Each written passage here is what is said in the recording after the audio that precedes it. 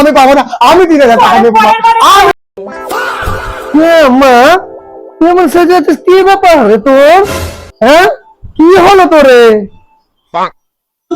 বেশি কথা বলিস না। আবার কি এটা? হ্যাঁ, জানিস না কালকের থেকে আমি অন্নপূর্ণা হয়েছি, এখন থেকে আমাকে অন্নপূর্ণা মনে করবি। আচ্ছা, এমন না কি কথা? হ্যাঁ,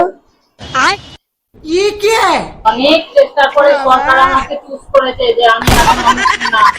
আরে মা, কি ব্যাপার? কটা শূন্য কটা জিরো লাগিয়েছিলে রে? আরে 3,000 টাকা দিয়েছে, আমি অন্নপূর্ণা হয়ে গেছি। আর আমাকে সবাই বলেছে আমি অন্নপূর্ণা হয়ে গেছি। সেটা কি হয় মা? আবার অন্নপূর্ণা মানে কি হয় মা? আরে এখন সবাই অন্নপূর্ণা পাচ্ছে না তো, সরকার যাকে চুজ করছে অন্নপূর্ণা, আমি এখন অন্নপূর্ণা সিলেক্ট হয়েছি, আমি এখন অন্নপূর্ণা। আমাকে এখন থেকে অন্নপূর্ণা ভাববি। এ মা রে, এসব কি তুমি অন্নপূর্ণা এসব কি সেজে বেজে কি 3,000 টাকা দিয়ে এত লাফাচ্ছিস কি? নো, হ্যাঁ, এত সেজে বেজে। এ মা, এদিকে তাকা তাকা। এ মা,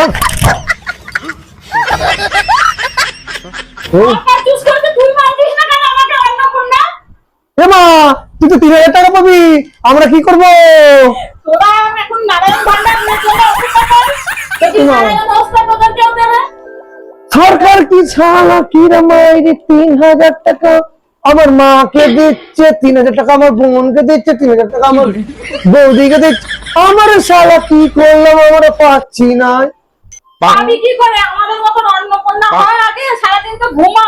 তাহলে তুই ছেলে জন্ম দিলি কেন? আমাকে মেয়ে দিতি জন্ম, মা আমাকে মেয়ে জন্ম দিতি।